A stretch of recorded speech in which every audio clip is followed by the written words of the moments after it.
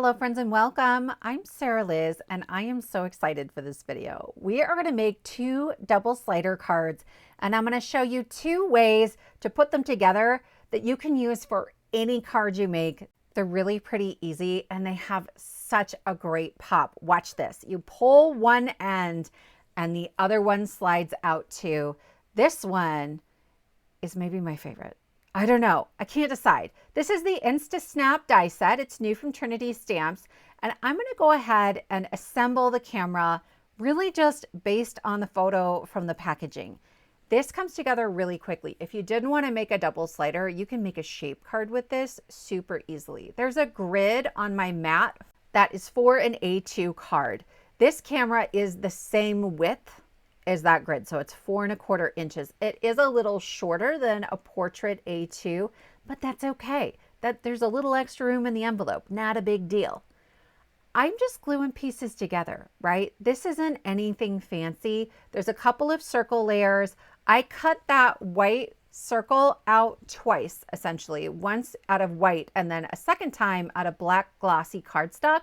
So I would have a circle that fits on the inside perfectly. I also added this flash with the same black glossy cardstock. I love that Trinity has glossy cardstock in 3 different colors. A little bit of specialty cardstock just for these little details makes it stretch a long way, but it adds a wonderful accent and something that just makes your card a little bit extra special. I'm not using it today, but there's also a mini stamp set and a coordinating die for that called Picture This that has like we just click, say cheese, happy Valentine's Day. I'm no photographer, but I can picture us together. It has a stamp of a similar camera and of a photo coming out of it. And so there's lots of options depending on what kind of crafter you are. This is the mini heart swirl die and I cut it out of some white glitter cardstock and I'm just gonna run that right diagonally across my camera like a little accent. Then I can just flip it over and trim off the excess with my scissors. It's really quick and easy and I like it as just a little extra something on my camera. I have cut out the Say Cheese that comes in the die set from some black glossy cardstock again, but I put rip and stick sheet on the back and then I just put it on the end of my pickup stick to let me kind of hover it around the card and decide where I want it. The Say is going to go on the front, but the cheese is on the inside, my friends. Here's a look at what our mechanism is going to look like. I need a base piece, 2 rectangles, and some scrap acetate. So I have cut my base piece to 3¼ by 3¼ inches square. The idea here is that we're learning a method. You just need this to be smaller than your card. I like 1/2 inch on either side of my rectangle pieces. I cut my rectangle pieces to the same width as the photo that's going to come out of my camera. Okay, and I held the longer one over the top of it and I just made tick marks on the top and bottom. I'm going to cut into those with my scissors and I'm just going to hollow out a little sliver. I'm not measuring this, but it's maybe 1/8 inch. I just need to make sure that the acetate isn't going to slide all the way off of this base. Okay, so I'm going to rip this off and show you something. This piece here has acetate that wraps all the way around the outside. I use recycled packaging for this. Anytime I get a stamp set where I'm not saving the packaging, I still save the plastic for things like this. I have cut it to be the same width as my rectangles. I'm going to add some rip stick 1/4 inch tape onto one end. Then I'm going to wrap it around my base.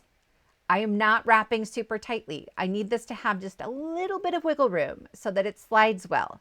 I will use my little pokey tool to remove that release paper and then I'm pulling this up and over and then I'm going to kind of lay it in there, right? I'm not trying to make this as tight as possible.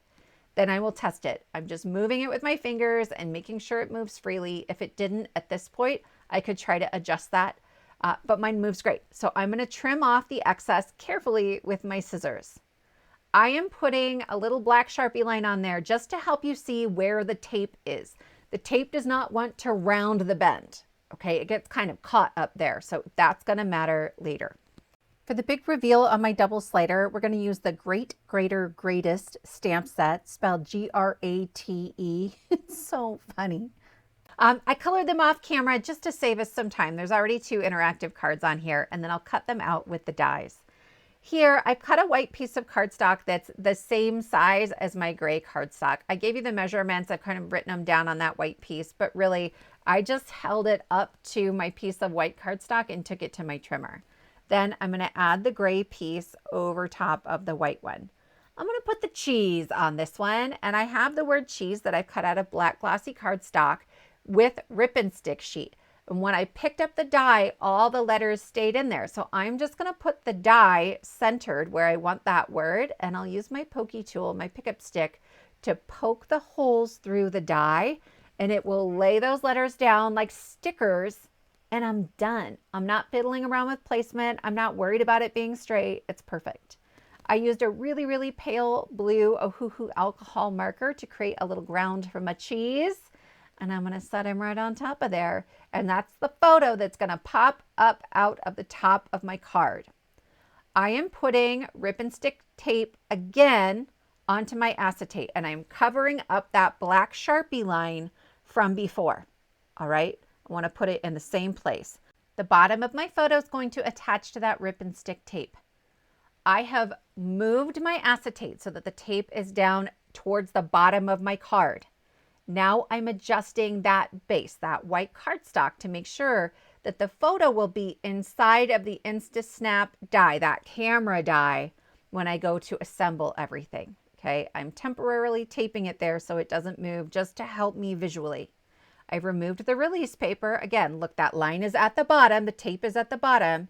I'm going to line up my photo so that it's inside of the camera, and I will set it into that rip and stick tape. Okay. Then I can pick this up.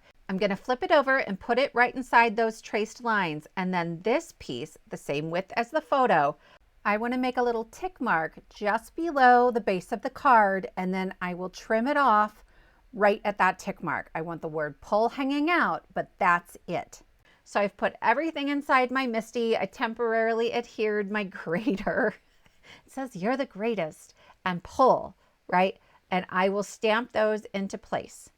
So now I'm going to assemble the other piece. If I have one piece of ripstick tape at the bottom, the other goes at the top. Okay, so here I am. I've got the ripstick tape at the very top position, and I am going to add this piece of cardstock in there. It's upside down right now, but see how this makes a little Z? That Z is important. The stamping, the images, those should both be facing the same direction. To assemble my card, I'm using 1mm foam, and I'm putting that just over the top of that traced pencil line, but not far enough in that it's going to touch the acetate. You see that? I'm double checking. I haven't removed the release paper yet. I'm just making sure nothing's going to get stuck. I will remove the backing paper, and then I can put the base into position. I'm making sure that my cheese photo isn't getting stuck in the adhesive. Okay. Then I will layer up another layer of that foam tape over top. I did that on both sides so that nothing's going to catch as we're pulling this in and out of the card. I'm adding just a little bit of wet glue on top of the foam so I have some wiggle room, and then I will line up the 2 pieces, and I just use the edges of the card to make sure that everything is in the same position, and then I'll press it flat.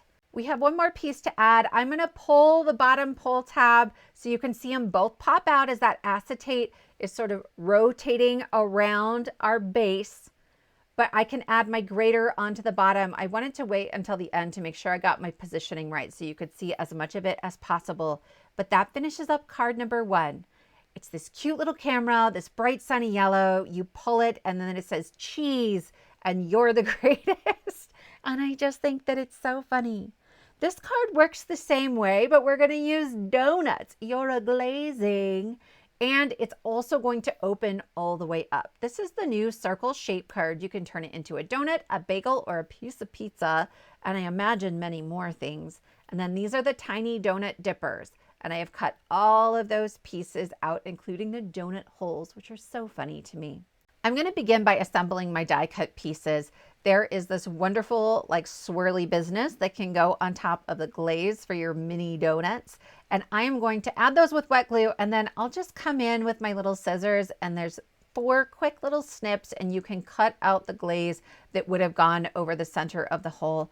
Honestly, I think this is easier than if it had been like 3 or 4 different little pieces of glaze that you're trying to assemble onto the donut. So huge thanks for that one. And then I'll add it onto donuts that I cut out of some craft cardstock. I did 2 of them with the sort of swirly glaze, and then this one, you can cut the glaze and then you can cut sprinkles into it.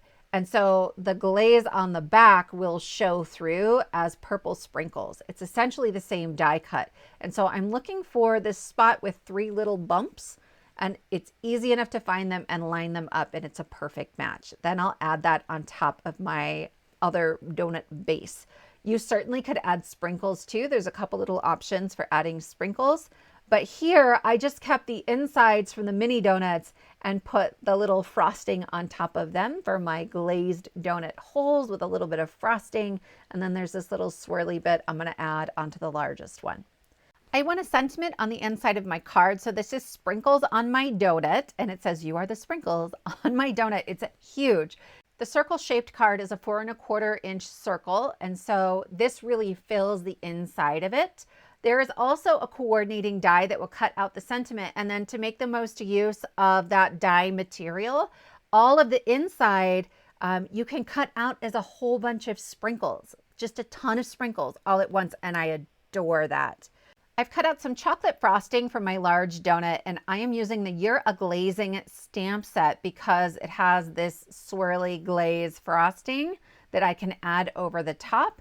And I'm going to stamp this with some Versamark ink, right? I'm going to hit it with my anti-static powder first, then my Versamark ink. But I wanted some extra sparkle and shine on this card. And so I'm going to bust out a really, really sparkly, shimmery, glittery embossing powder. I'm not a glitter girl. It gets everywhere. But if you stick it in some embossing powder, I do okay. So once I get that on there, I will heat set everything, and you can see as it melts, we keep that shine, but there's also some gloss in there. It's a little bit iridescent, and it just picks up the light beautifully and finishes that off. I went pretty traditional with this donut, but you wouldn't have to, right? Some of my teammates have made it with blue frosting and pink frosting and all kinds of fun things. So be sure to check out the Trinity channel for tons of inspiration using this die set. Then I cut out my ton of sprinkles. I actually used the dies that came in the circle shaped card die set, but it might have been faster to do that with the sprinkles on my donut. So I have cut out 2 additional 4 1/4 inch circles to make our double slider card. I am not cutting out the center of my donut. You can, there's a die for it, but I want to hide the mechanism on the inside and make sure that everything is a surprise. So this is what it's going to look like when we create our mechanism. Essentially, I'm cutting out another 4 1/4 inch circle. This works beautifully with any shape card. And then I like to cut off a 1/2 inch from either side. This gives me flat sides to cut the grooves for our acetate. So once I cut the first side, I will just line up that straight edge on one of the lines from my trimmer, and I'm good to go. I have a piece of acetate that's 2.5 by 3 inches. And then I have a piece of cardstock that's 2.5 inches wide by pretty long. I'm going to trim it down later. I am laying this centered over the top of this craft piece where we trimmed off the top and bottom. And I am just going to cut those tiny little grooves into it. Once again, I'm eyeballing it. It doesn't have to be perfect. Nobody's going to see it. If I had to guess, it's somewhere between a 1/16 and an 1/8 of an inch deep. Just enough that the acetate isn't going to slide off the mechanism. And that's it. This works so beautifully for shape cards. Here's my strip of acetate. It is the same width as the cardstock pieces that I'm going to use. I put rip and stick sheet on one end, and then I'm going to wrap it over the top, remove the release paper, and then I'm going to pull the bottom up and over. I want it not super tight. Not super loose, but not super tight. And I'll kind of lay that in there. And you can see there's just the tiniest little bit of give, and it slides really easily. I'm using my marker again over top of where the tape is, because we want to make sure when we assemble things that that is all the way at the top or all the way at the bottom. Okay, So if it's on the top here, it's on the bottom on the other side. For one of my pop-out elements, we're going to use acetate, so it looks like the elements are just floating there. So I've added my rip and stick tape over top of my line, which is over top of the original rip and stick tape, okay? And then I'm going to lay my acetate right into that, right? So it's all the way down at the bottom and it will be hidden inside the card. On the other side, I am just sort of taping into place where this other piece is to get the lay of the land. You could skip this part, but this was part of my process, making sure everything would fit. As I have them both extended, I'm figuring out where I want my mini donuts to go. I think I can fit all three as long as I'm okay only seeing part of the third one at the bottom. I'm going to use wet glue to add these to my card base, but certainly you could use double-sided adhesive here, maybe some rip and stick tape if that is easier for you. My acetate is sticking out above this second donut, but I'm not really worried about that. I will trim this down a little bit later just to tidy it up. But as I'm assembling, I'm being really careful to make sure that the donuts are all inside of the acetate from side to side, okay? If they're not, they might catch on the foam tape that's going to put the mechanism together. If they go up much higher than the acetate, then you might see them even when the card is closed. Once I have everything glued on there, I will take my scissors and just trim around these donuts a little bit. So I'm not going to poke anybody. It is a really heavy duty acetate, but then I'm good to go. On the bottom piece, I'm going to add some white cardstock. I just wanted it to help the sentiment pop a little bit more and for my donut holes not to blend into the background. So my craft piece is 2.5 inches wide and this white piece is 2.25 inches wide. So I just get a little bit of that craft on the edges, but then I have as much white as possible. I want to do some stamping on this bottom piece. So I've moved everything to my MISTI and I'm just trying to get my placement right before I go stamping onto this panel. So I'm using the Paper Crafting Magic stamp set for the word pull, and I'm going to stick that in the bottom right corner. And then I'm reaching for the You're a Glazing stamp set, and I will use the stamp that says You're a Glazing because it's the best. That's probably why it's named that. I have to go diagonally to make it fit, but actually I really like the aesthetics of it and I'm pretty happy with it. I keep wiggling things around here and I realize that actually I can move that pull up a little bit. So after I stamp these, I am going to trim this piece a little bit shorter so it ends just past that pull stamped sentiment. I'm going to go ahead and add my rip and stick tape to my acetate, and I have my little line from my Sharpie reminding me of where that needs to go, and I can add this piece onto that ripstick tape. Remember, I need my donuts to face the same direction as my stamped sentiment. Okay, so while it looked like I was putting it on there backwards, that was important. It's going to create this little Z when I'm done. So here's my mechanism, and I've added 1mm foam on the back because there's very little bulk. And then I've added regular foam tape onto the front because there's more bulk. I have 3 layers of donuts kind of overlapping in places. I added a little wet glue to the foam tape on the back, and I'm going to add that onto my card base. I have a fully functioning opening card base, that circle-shaped card. Cut that out for me and created the score line at the top. For the foam tape on the top, I used the Pear Blossom Press World's Best foam tape because it's repositionable. I don't need to add any glue on top. If it were in the wrong place when I put everything down, I could just pick it up and try again. It's amazing. I can't even. All right, so now I have my 3 little donut holes and I am just arranging those on the bottom here. I've got 2 above my sentiment, 1 below my sentiment, and I'm going to add them with wet glue. I don't really want anything with foam tape sliding in and out of my card because I would have to put even more foam in between there to make sure that things didn't catch.